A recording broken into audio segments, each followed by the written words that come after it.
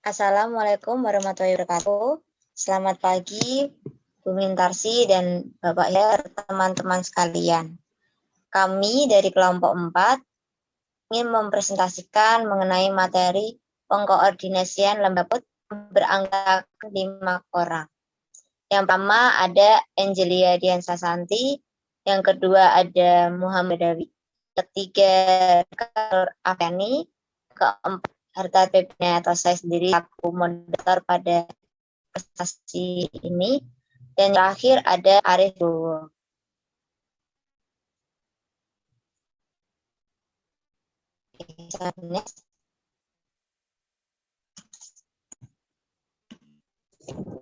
Mengenai pengertian akan saya sedikit pada pengkoordinasian lembaga PAUD. Itu sebelumnya makna koordinasi sendiri adalah penyusunan usaha-usaha kelompok di dalam suatu lingkungan dan keteraturan sikap sehingga menciptakan kesatuan dalam mencapai tujuan bersama. Jadi pada pengkoordinasian lembaga tersebut merupakan suatu upaya pembukaan kesejahteraan tanggung jawab bersama. Di dalamnya bertujuan untuk menyusun perkembangan dasar bagi peserta didik selanjutnya. Oke, untuk slide yang kedua akan oleh saudari Rika. Kami persilakan.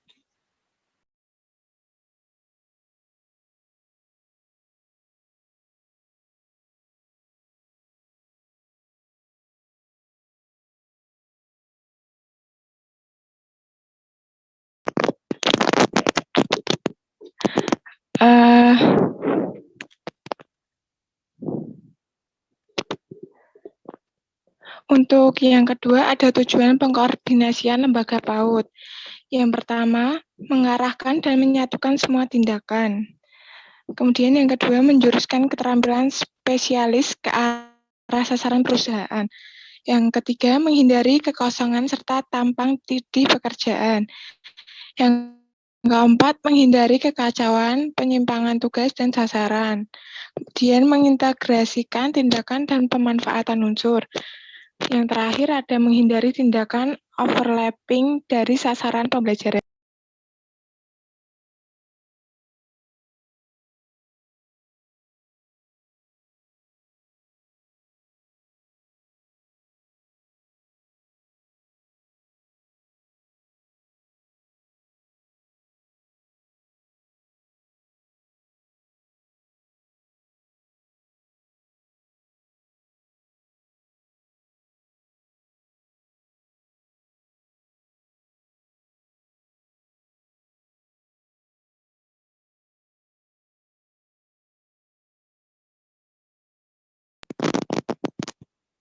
Kemudian ada sifat dan unsur pengkoordinasian PAUD.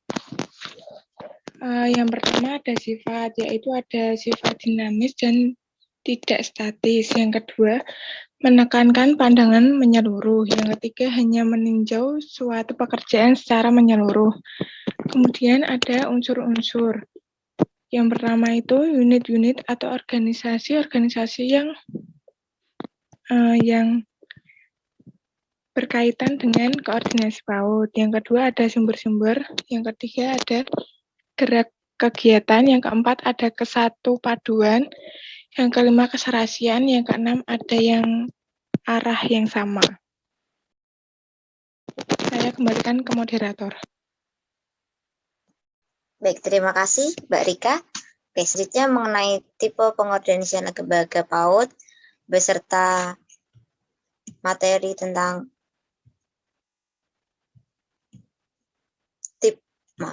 sifat, tipe, dan pengorganisasian lembaga PAUD serta syarat pengkoordinasian akan dijelaskan oleh saudara Badawi.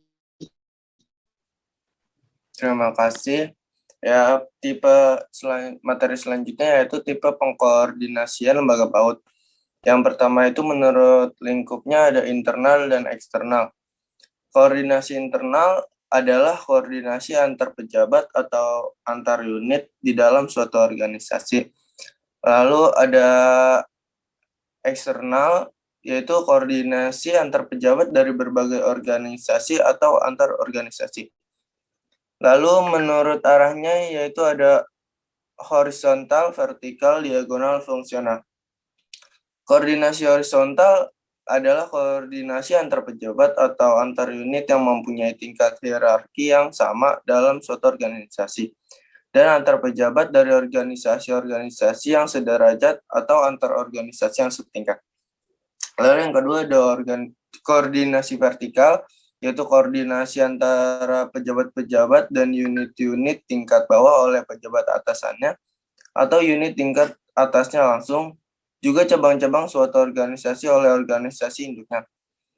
Yang ketiga ada koordinasi diagonal, yaitu koordinasi antar pejabat atau unit yang berbeda fungsi dan berbeda tingkatan hierarkinya. Yang terakhir itu ada koordinasi fungsional.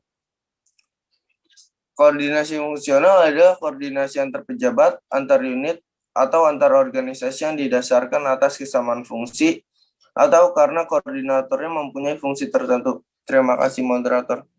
Saya kembalikan. Baik, terima kasih Dewi. Oke, mohon maaf.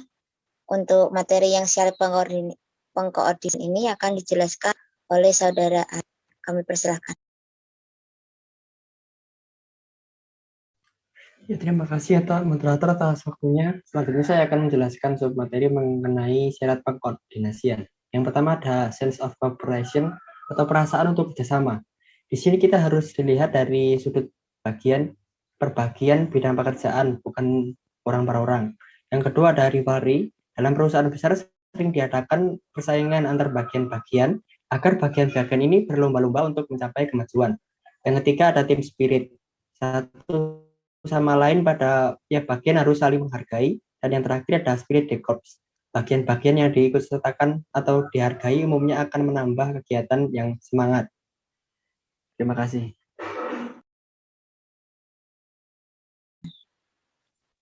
Baik, terima kasih. Bisa minta tolong di next kan?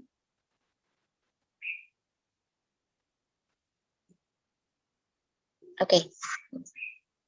Mengenai metode pengkoordinasian lembaga PAUD ini akan dijelaskan oleh saudara Angelia beserta materi mengenai contoh penerapan pada pengkoordinasian lembaga PAUD.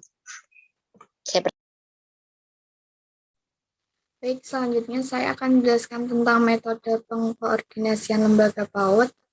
Yang pertama yaitu memanfaatkan saluran atau media komunikasi. Yang kedua, mengangkat koordinator. Yang ketiga, membuat simbol-simbol, tanda-tanda, atau kode-kode tertentu. Yang keempat, dengan aba-aba tertentu. Yang kelima, dengan menyanyi bersama.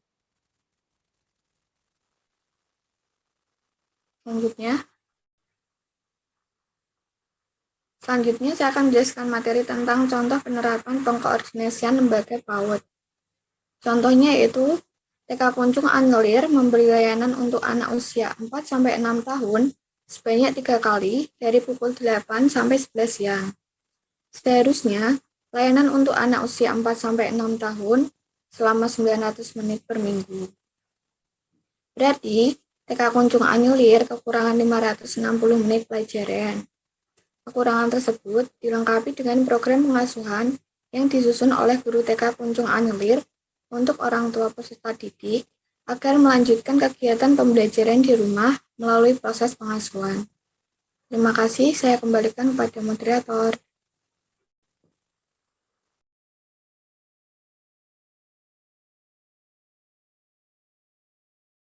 Silakan. Baik, terima kasih Mbak Jelia. Kemudian yang terakhir mengenai kesimpulan pada materi hari ini yaitu mengenai pengorganisasian lembaga tersebut merupakan suatu upaya pembawa kesadaran akan menjawab bersama, di mana di dalam pengorganisasian lembaga PAUD tersebut terdapat tipe koordinasi, yaitu seperti menurut lingkup dan menurut arahnya. Kemudian ada syarat-syarat yang terdapat dalam koordinasi tersebut, di tradition of cooperation, rivalry, team spirit, dan lain sebagainya. Terima kasih telah menonton video ini. Mungkin ada pertanyaan dan bisa disampaikan, dan mohon maaf apabila kelompok kami ada kesalahan baik kata maupun mungkin penjelasan dari kami kurang cukup jelas, mungkin bisa ditanyakan. Terima kasih.